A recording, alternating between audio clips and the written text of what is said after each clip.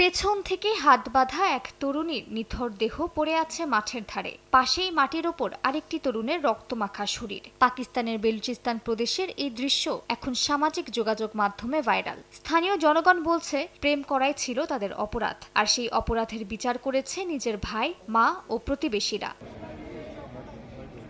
ঘটনার মূল হোতা হিসেবে গ্রেফতার হয়েছেন গুলজান বিবি, যিনি নিজের মেয়েকে সম্মানের দোহাই দিয়ে মৃত্যুদণ্ড দিয়েছেন। আদালতে মুখ ঢেকে হাজির হন তিনি। সঙ্গে গ্রেফতার করা হয় আদিবাসী নেতা শেরবাজ চাটাকজাইকেও। তিনি এই হত্যা অনুমোদন করেছিল বলে অভিযোগ করা হয়েছে।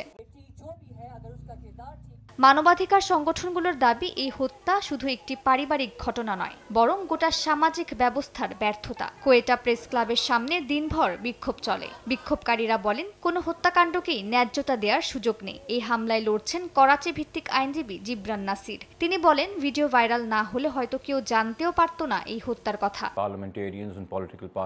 কয়েক মাস আগের ভিডিওতে স্পষ্ট দেখা যাচ্ছে এ অপরাধ গোপনে সংগঠিত হয়নি। এটি কোনো দূরবর্তী এলাকায়ও ঘটেনি, বরং প্রাদেশিক রাজধানীর একটি এলাকায় ঘটেছে। তবু আমরা স্থানীয় প্রশাসন, পুলিশ বা বিচার বিভাগের কোনো প্রতিক্রিয়া দেখিনি। সরকার কেবল তখনই তৎপর হলো যখন 24 কোটি মানুষ এটি সামাজিক মাধ্যমে দেখল। সম্মান রক্ষার নামে হত্যাকারীদের শাস্তি দিতে 2016 সালে পাকিস্তানের পার্লামেন্টে আইন পাশ হয়। এরপরও 2024 সালে অন্তত 405টি এমন হত্যাকাণ্ড হয়েছে। বিচার হয়েছে হাতে গোনা কয়েকটির। তবে সবশেষ মামলায় অভিযুক্তদের বিচার হবে নাকি আবারও সমঝোতার নামে মুছে যাবে ন্যায় বিচার, এমন প্রশ্ন অনেকের।